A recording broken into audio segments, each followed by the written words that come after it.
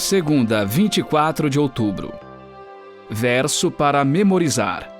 Então Jesus declarou: Eu sou a ressurreição e a vida. Quem crê em mim, ainda que morra, viverá. E todo o que vive e crê em mim, não morrerá eternamente. Você crê nisto? João 11, 25 e 26. Dois exemplos do Antigo Testamento. Ouça 1 Reis 17, de 8 a 24. Então a palavra do Senhor veio a Elias, dizendo: Levante-se e vá a Sarepta, que pertence a Sidom, e fique por lá. Ali ordenei a uma viúva que dê comida para você. Então ele se levantou e foi a Sarepta. Chegando ao portão da cidade, encontrou uma viúva que estava apanhando lenha. Ele a chamou e lhe disse: Por favor, traga-me um pouco de água numa vasilha para que eu possa beber. Quando ela já estava indo buscar a água, Elias a chamou e lhe disse: Traga-me também um bocado de pão, por favor. Porém ela respondeu: Tão certo como vive o Senhor, seu Deus, não tenho nenhum pão assado. Tenho apenas um punhado de farinha numa panela e um pouco de azeite num jarro. E como você pode ver, apanhei 2 pedaços de lenha e vou preparar esse resto de comida para mim e para o meu filho. Vamos comer e depois morreremos de fome. Elias lhe disse: Não temas, vai e faze o que disseste. Mas primeiro faze dele para mim um bolo pequeno e traze-mo aqui fora. Depois farás para ti mesma e para o teu filho. Porque assim diz o Senhor, Deus de Israel: a farinha da panela não acabará, e o azeite do jarro não faltará, até o dia que o Senhor fizer chover sobre a terra. A viúva foi e fez segundo a palavra de Elias. Assim, comeram ele, ela e sua casa durante muitos dias. A farinha da panela não acabou, e o azeite do jarro não faltou, segundo a palavra do Senhor, anunciada por meio de Elias. Depois disto, o filho da mulher, dona da casa, adoeceu, e a doença dele se agravou tanto que ele morreu. Então a mulher disse a Elias: O que foi que eu fiz a você, homem de Deus? Você veio aqui para trazer à memória a minha iniquidade e matar o meu filho? Elias respondeu: Dê-me o seu filho. Ele o tomou dos braços dela e o levou para cima, ao quarto, onde ele mesmo se hospedava, e o deitou em sua cama. Então clamou ao Senhor e disse: Ó Senhor meu Deus, por que afligiste também esta viúva com quem me hospedo, matando o filho dela? E estendendo-se 3 vezes sobre o menino, clamou ao Senhor e disse: Ó Senhor meu Deus, peço-te que restituas a vida a este menino. O Senhor atendeu à voz de Elias, a vida foi restituída ao menino e ele reviveu. Elias tomou o menino e o levou do quarto até a casa, entregou-o à mãe dele e disse: Veja, o seu filho está vivo. Então a mulher disse a Elias: Agora eu sei que você é um homem de Deus e que a palavra do Senhor na sua boca é verdade. 2 Reis 4, 18 a 37. O menino cresceu e certo dia foi encontrar-se com seu pai, que estava no campo com os ceifeiros. De repente ele disse a seu pai: Ai, a minha cabeça, a minha cabeça! Então o pai disse a um dos servos: Leve-o para a mãe. Ele o tomou e o levou para a mãe. O menino ficou sentado no colo dela até o meio-dia, e então morreu. Ela subiu e o deitou sobre a cama do homem de Deus, fechou a porta e saiu. Chamou o marido e lhe disse: Mande-me um dos servos e uma das jumentas. Preciso ir depressa falar com o homem de Deus e voltar. O marido perguntou: Por que você quer falar com ele hoje? Não é dia de festa da lua nova, nem sábado. Ela respondeu: Não faz mal. Então ela mandou preparar a jumenta e disse ao servo: Pegue as rédeas e vamos. Não diminua a marcha, a não ser quando eu disser. E assim ela partiu e foi falar com o homem de Deus no Monte Carmelo. Ao vê-la de longe, o homem de Deus disse a Geazi, seu servo: Veja, é a sunamita. Corra ao seu encontro e pergunte a ela: Vai tudo bem com você, com seu marido, com o menino? Ela respondeu: Vai tudo bem. Quando ela chegou ao homem de Deus no monte, agarrou-se aos pés dele.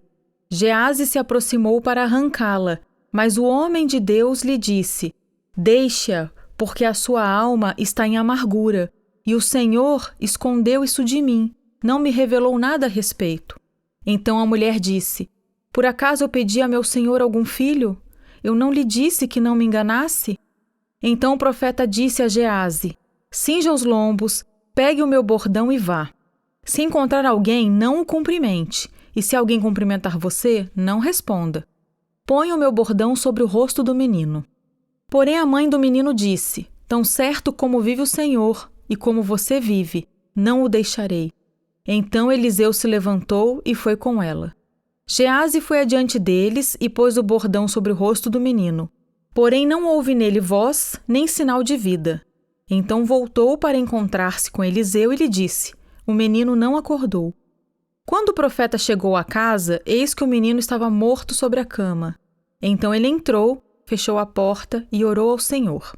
Subiu à cama, deitou-se sobre o menino, e pondo a sua boca sobre a boca dele, os seus olhos sobre os olhos dele, e as suas mãos sobre as mãos dele, se estendeu sobre ele, e o corpo do menino aqueceu.